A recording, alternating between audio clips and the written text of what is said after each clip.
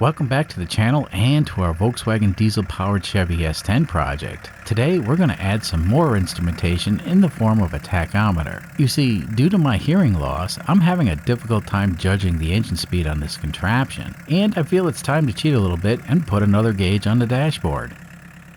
Well, right away, I'll admit that the 1.6 liter naturally aspirated diesel engine that we're using for this project is likely way too small for the truck. That's kinda obvious. Now, our long-term viewers know that this channel has a unique approach to all our engine swaps. And to sum it up the simplest way, our motto is, going fast the hard way.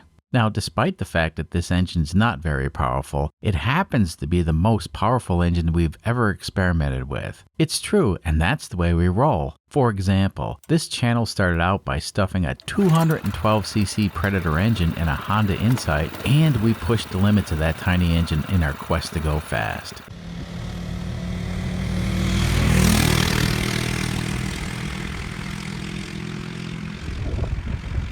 Of course, we took it to the next level and we did a 420cc fuel-injected supercharged intercooled big block Predator engine, and we got the silly Honda up to 70 miles per hour.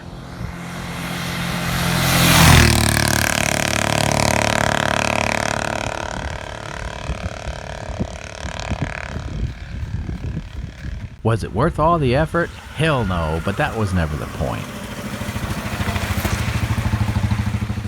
Now, when it comes to diesel engines, once again, we stuffed a 719cc 20 horsepower Kubota engine in the Honda, but instead of using a turbo, we took the road less traveled and we used an AMR 500 supercharger. A supercharged diesel? Yep, we did it. And we discovered for the tiny Kubota diesel engine, a supercharger's actually better than a turbo.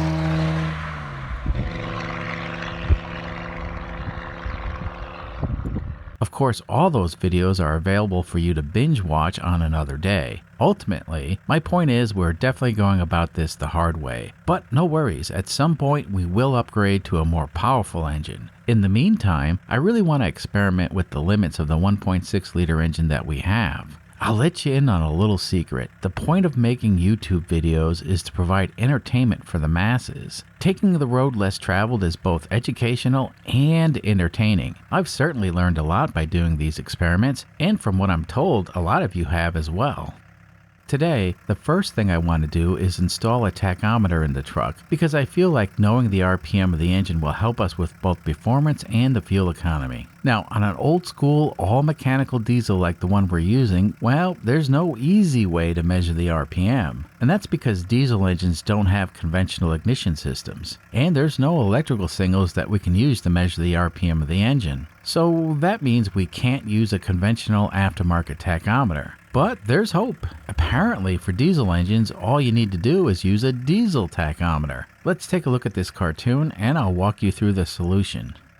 So this truck has a 90 amp alternator, which should be plenty of amps, but more importantly, the alternator is actually made for a Volkswagen engine, and that really helped simplify the fitment. Now, since it is a Volkswagen alternator, it has a special feature on the backside. Let's take a look. And right here is the W terminal. Now, this W is not just a random letter in the alphabet. No, sir. It actually stands for waveform. So that means we can expect some sort of electrical waveform from this terminal, and we can use that signal for our tachometer. It's a bit sketchy, but this W terminal is what's used for the tachometer on diesel vehicles. Some alternators have it, but most don't. So with a diesel-specific tachometer like this one, it relies on an alternator that has the W terminal. Or in other words, this special tachometer won't work if your alternator doesn't have a W terminal. The good news is connecting the tachometer is simple. The red wire goes to plus 12 volts, and it's best to use the switch 12 volts that's live only after the ignition switch is turned on. The black wire goes to ground, and the green wire goes directly to the W terminal.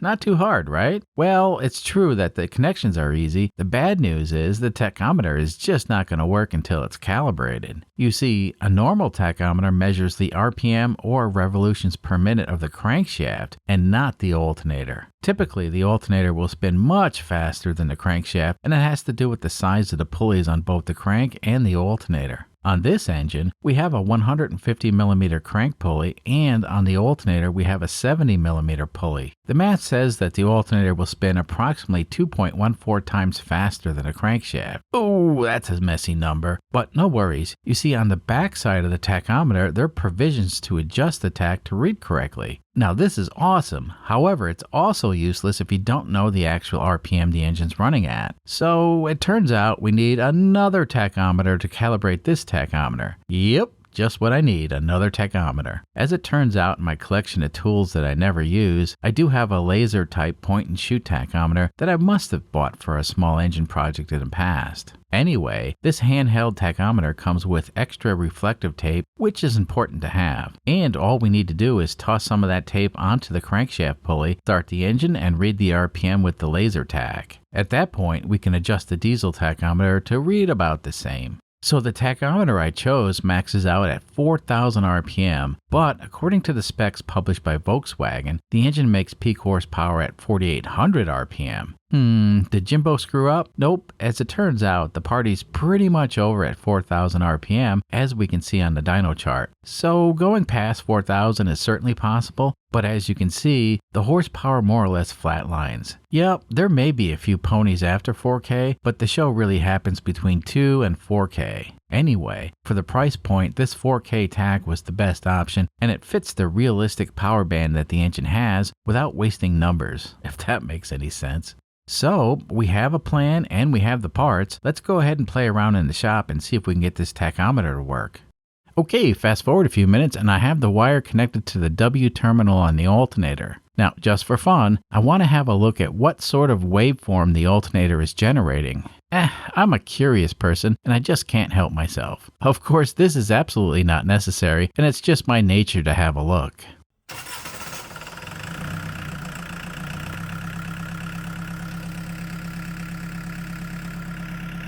Interesting. Well, it looks like the alternator's putting out an 8 or a 9 volt AC signal, and it looks like they're possibly using a couple of Zener diodes to clip the waveform, and that's what's giving this waveform a sort of squared off shape. It's a nice signal, and the tachometer should have no problem reading this. Well, fun time's over. Let's deal with the tachometer. So off camera, I connected the power and ground, and I've also connected the tach to the W terminal on the alternator. I also stuck some reflective tape on the crankshaft pulley for the laser tachometer. I think we're good to go for calibration. Well, let's light this candle.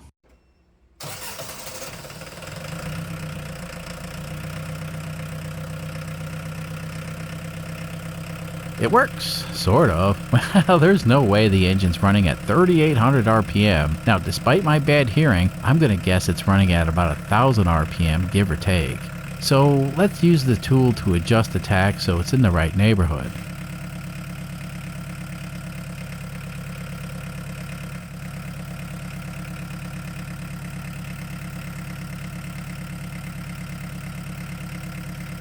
Alright, so the adjustment thingy works. Now let me get a reading from the laser tach. Well, I was a bit off, and the engine is actually idling at 1,047 RPM, or thereabouts. Okay, now I can fine-tune the reading on the diesel tachometer. There we go, and that's good enough for YouTube.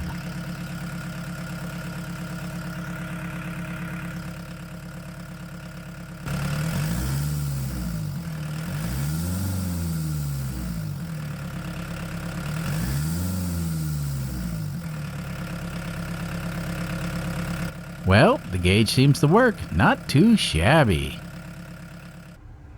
Fast forward a bit and the gauge is mounted to the dashboard. It seems to fit nicely and it's good enough for this project, that's for sure. Let's see if it works.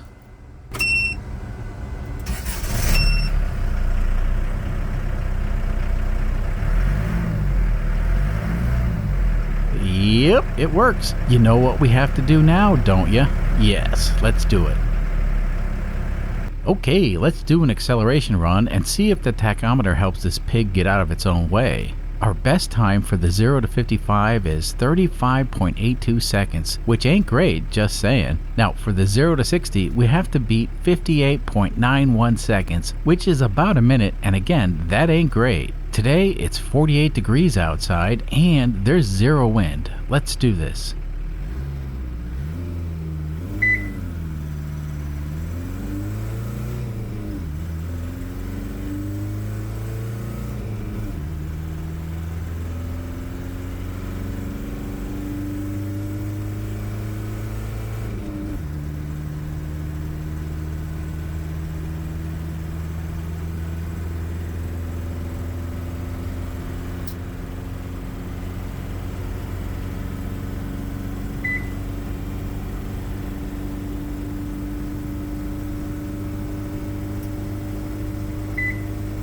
Well, it's hard to say, but it appears the tachometer helped me harness the massive power this engine generates. Now, truth be told, I watched the tach and I also went by feel, and the power seems to max out between 3,800 and 4,000 RPM, and that's pretty much where I shifted. I'd say just by feel, the engine is not at its full potential, and we're a little bit behind on the power curve. So yeah, the engine runs great, and I think most folks would be happy, all things considered, but I feel like the injector pump is not working correctly. Actually, I know the pump is a little off, and the advance mechanism may or may not be working as designed. That's a problem we'll definitely get into in an upcoming video. I have some parts and another pump on its way. There's actually a few easy modifications that we can make to the injector pump to help boost the performance and the fuel economy, but we first have to have a good injector pump. The pump we have may be fine, or maybe it's foobar. I really won't know until I start digging into it, and I want to have a second pump standing by just in case we discover a serious problem. The good news is these Bosch VE rotary pumps are easy to work on, and since they only have one plunger that feeds all 4 cylinders, well, calibration's not really